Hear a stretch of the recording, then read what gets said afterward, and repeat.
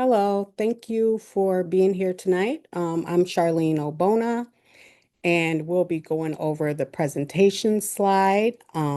Maintaining an ethical hiring process is the title of this presentation. Again, thank you all for being here. Here we go. Let's get into it. Don'ts for the hiring process. As employers, we must restrict ourselves from asking questions about marital status, family dynamics, and religious beliefs. Questions about whether the interviewee has children or if they are single or are prohibited. Um, the ethnic background of the interviewee should never be a factor during the hiring process. Job-related training is work time. As employers, we must eliminate the discussions of personal encounters with current and previous employees. Lastly, no employee is expected to fix the mistakes that we've exhibit within the workplace. The questions we ask as interviewers during the interview process can greatly impact the outcomes of our organization. The examples above are not only anti-discriminatory laws, but they should not determine the ability of the individual to perform a task. When we apply the rule of equal employment opportunity and affirmative action, we ensure that these hiring processes are equitable. In addition, as social workers, it's imperative that we align ourselves with the NSAW Code of Ethics, Code of Conducts, Standard 7, a diverse workplace that supports and advocate for recruitment, admission and hiring, and retention efforts in support of diversity within the workplace. Dues for the hiring process. Asking about the interviewee's interpersonal skills can help employers assess whether the interviewee can communicate effectively and work well with others. Questions regarding work histories are allowed in the interview process, as this helps with understanding experiences. Using hypothetical scenarios can help employers assess the skills of the interviewee. Questions such as, what have you done to support marginalized communities? Or scenarios-based questions about handling difficult clients can foster a learning mindset for both the interviewer and the interviewee. Asking the right questions that pertain to the job performance can create a positive experience for both the interviewee and the interviewer.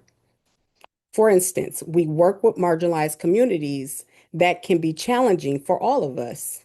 Questions about interpersonal skills can help us determine whether the interviewee has the skills needed to work well with others.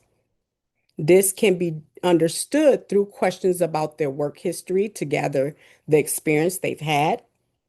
During the interview, we can also use scenarios to better understand how the interviewee will handle conflicts with clients and communities. The interviewee may or may not have gained experience working with marginalized communities. Asking what questions can be a great tool for them to provide if they have. As interviewers, we should also clarify the actual performance. Now, this is important as we want to make sure that our values and standards are aligned with the NSAW Code of Ethics. Violating the NSAW Code of Ethics during an interview. Standard 7, fostering a diverse workplace is important. Standard 8, providing professional education. Unethical conduct. The workplace should prohibit discrimination. Social workers should exhibit cultural competence. So these are all the things that we're going to cover here. in my notes. The NSAW Code of Ethic outlines important standards and principles that social workers should abide by. During the scenario interview with Maria experienced several unethical behaviors by the interviewer. The interviewer referred Maria's ethnic backgrounds to gauge her ability to work with diverse groups. This is not okay. This violates the NSAW Code of Ethics, Standard 7, Diverse Workplace. As social workers, we should support and advocate for diverse recruitment in workplaces. We should also provide professional education and develop cultural competency through ongoing training to eliminate discriminatory practices. Unethical conduct should be prevented by being knowledgeable and about policies such as the Equal Employment Opportunity Act and by discouraging violations of such policies during the interview process. Additionally, the interviewer lacked cultural competency during the interview by not respecting the background and race of the individual. So, asking the interviewee to disclose its background and using their background to determine if they're able to perform a task is prohibited. We cannot do that as social workers. That is completely discouraged and that violates policies, laws, and procedures. On to the next slide. So this slide speaks more on how to respond to discriminatory interviews. I did do some research on this and kind of found, I wanted to find more scholarly research and it was kind of just all over the place, but I did find something to support these claims here. So how to respond to discriminatory interviews. It's important that the interviewee in the scenario remains calm. So we are to remain calm during this, when we are being violated during this process. When questioned, Maria can use deflection response to eliminate personal disclosures. Deflection can allow the interviewer to recognize the question he is asking or she is asking. Understand that your right to end the interview is yours to exercise. So remaining calm is an essential part of emotional intelligence, which we all should know. This is a vital skill that many can practice on either side of the interview process. In this scenario, Maria can use deflection response to work around discriminatory questions. For example, when asked about her marital status, her plans for children and religious beliefs, Maria could respond by saying, "There is nothing that prevents me from performing the task." You see how that works? So instead of entering into that agreement of, violation, so to speak, um, she was able to answer by saying, "Hey, there's nothing that will prevent me from performing the task." This demonstrates that the interviewer recognized the pointless questions that are being asked and how it doesn't align with the job description. This also gives Maria a chance to respond to the questions by deflecting a response while eliminate the possibility of further inappropriate questions. So this also they can discourage the interviewer from further asking once he kind of, catch the gist of the interviewing.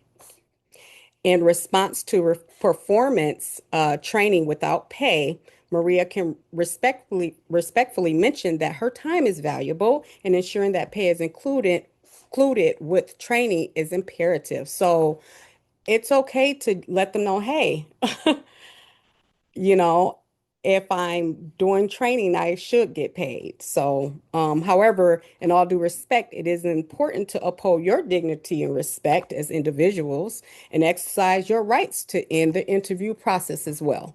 So, I mean, depending on you know, how you feel during that point and how you decide to handle that, so far as just saying, hey, I just realized that this isn't for me, or I'm not comfortable with the questions being asked. That's within your right to do that. So,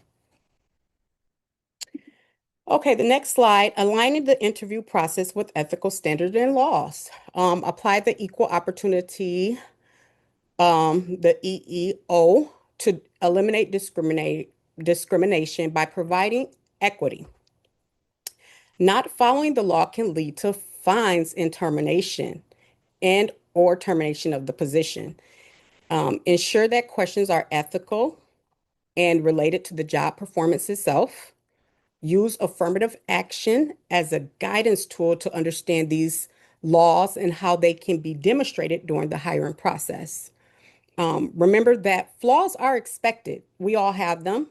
Introduce training on the knowledge of service delivery and diversity will foster healthy communication. I'm going to read my notes to you all.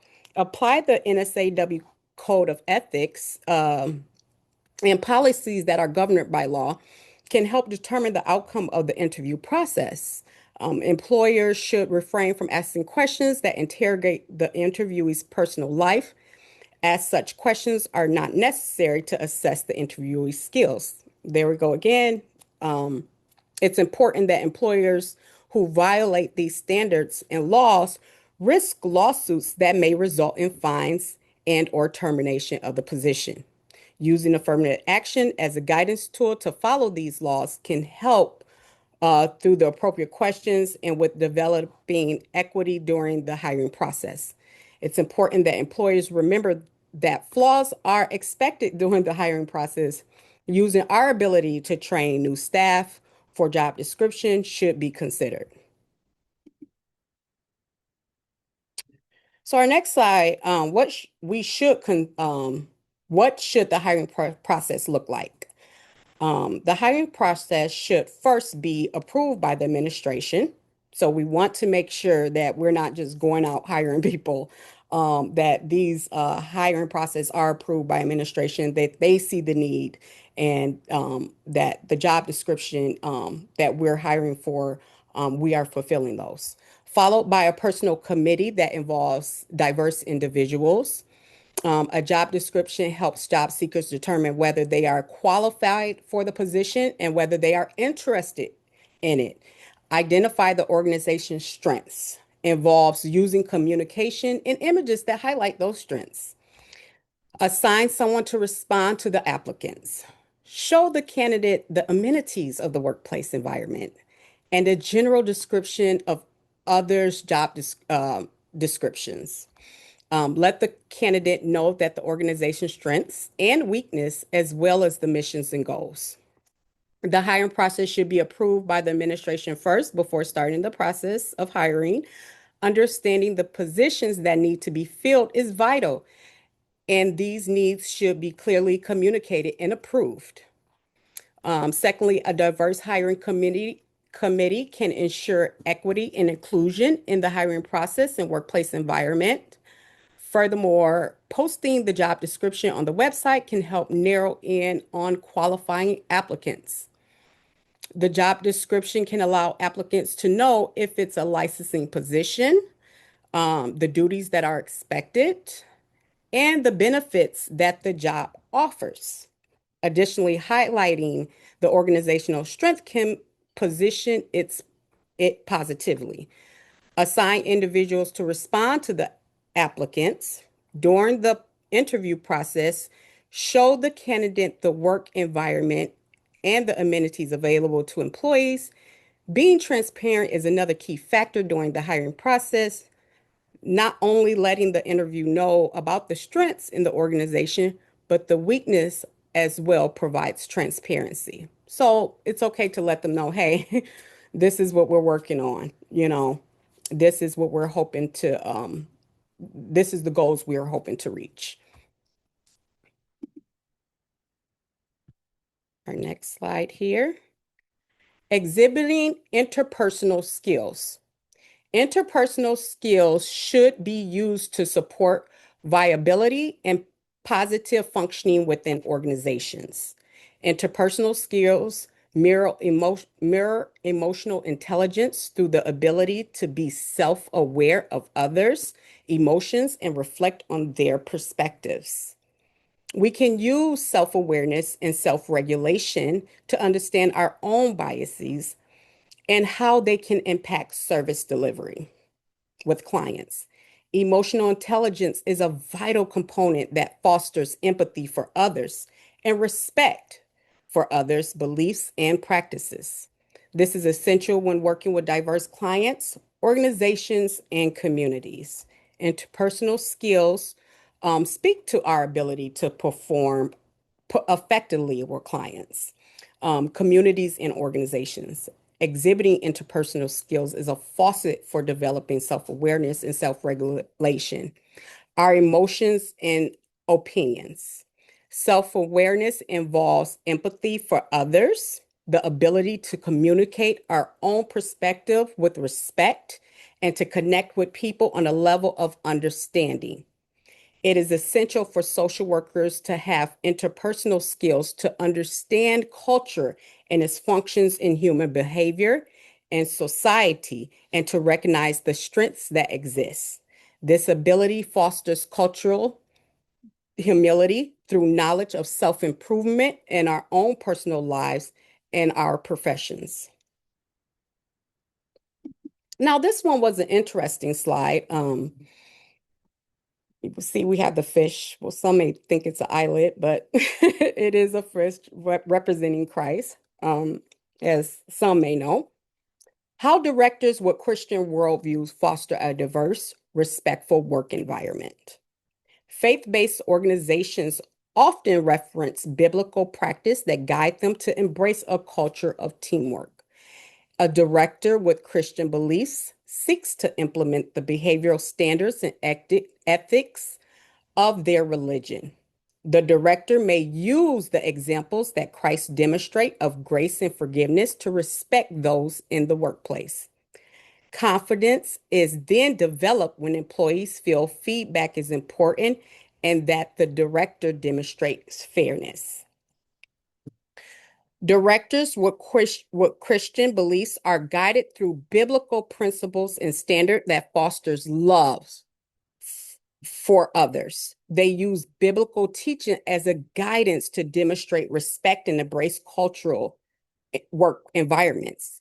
These beliefs are important for the provision and acceptance of various types of cultures, backgrounds, ethnicities, and beliefs. Including minorities in the general process of hiring is believed to be doing good works and by aligning with Christ's actions of selflessness. Christians lead to by demonstrating these examples in every aspect in their life, including the workplace.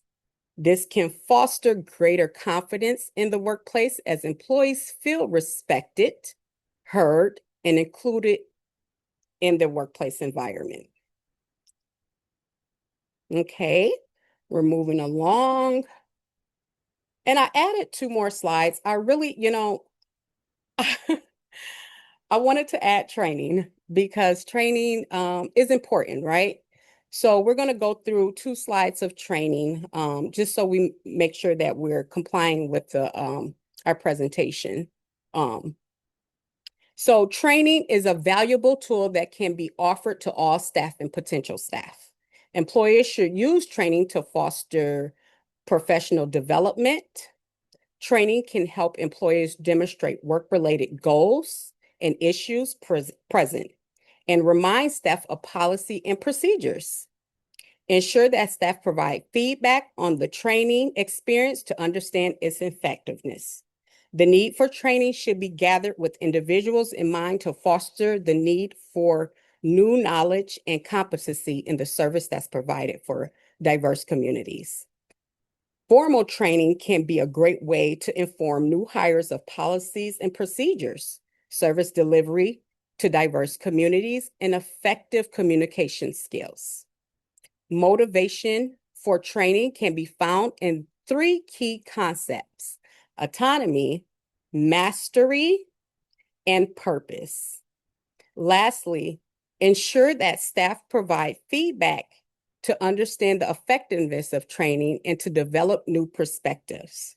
So this is very important when employers are providing training for new employees and for current employees there. We're going to extend a little bit on the training through competency and practice behavior.